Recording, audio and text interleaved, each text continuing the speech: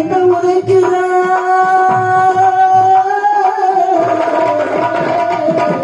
அழகாக விஸ்வபிரம்மனானவன் அம்மை உமை பார்வதாதேவிக்கு தகுந்தவாறு சிவனை கடைந்தெடுக்க வேண்டும். கடைந்து எடுக்கிறான். அப்படி சிவனை கடைந்தெடுக்க வேண்டுமானால் அதிக நாள் உழைக்கக்கூடிய பொருளாக இருக்க வேண்டும். அவன் ரொம்ப வருஷமா உழைக்கணும் அல்லவா? அதனாலே ஒரு காஞ்சூரம் கட்டையை தான் வெட்டினார். கட்டையை வெட்டி கரையான அரிக்காத கட்டையாக இருப்பது காஞ்சூரம் கட்டை. அந்த காஞ்சூர கம்பு தான் நல்ல ஸ்ட்ராங்கா இருக்கும். வண்டு தொம்புவாக இருந்தாலும் அரிக்காத கட்டை. கட்டைகள் இப்ப இரும்பாக இருந்தாலும் ஆமா கரைய அது துரு எறிகிறது. ஆமா தங்கமாக இருந்தாலும் தெரிஞ்சிருது. ஆனா அதிக நாள் உழைக்கக்கூடிய மரமாக இருப்பது இந்த காஞ்சூரம் கட்டை.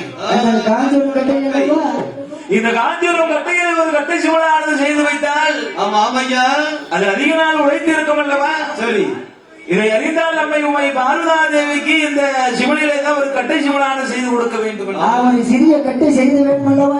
அதில் திருக்குறானை ஊட்டங்கள் தான் போட்டு சாதிரிக்க வருணங்கள் தேட்டு போட்டு 9 நவரத்தின கல்லுகள் தான் பதித்து அம்மை உமை பார்வதாதேவி கையில இந்த சிவனை கூட கொண்டு வந்து கொடுக்கிறான். விஸ்வபிரமன் ஆச்சாரியானவன் தான் கொடுக்கிறான். இந்த விஸ்வபிரமன் என்று சொல்லக்கூடிய ஆச்சாரியா அவர் இல்லைன்னா உலகத்துல முடியாது. அவர் இல்லைன்னா இந்த கலைகள் எல்லாம் செய்து எடுக்க முடியுமா? எந்த கோயில்னாலும் அவர் தான். இதோ அமர்ந்து இருக்கிறானே ஆண்டவன் சுடலேசன் ஆண்மொழிப்படுதான் என்று மக்களுக்கு உலக அறிய வைத்தது அவர் தான். அவர் இல்லைன்னா அந்த கடவுள் கிடைக்குமாப்பா?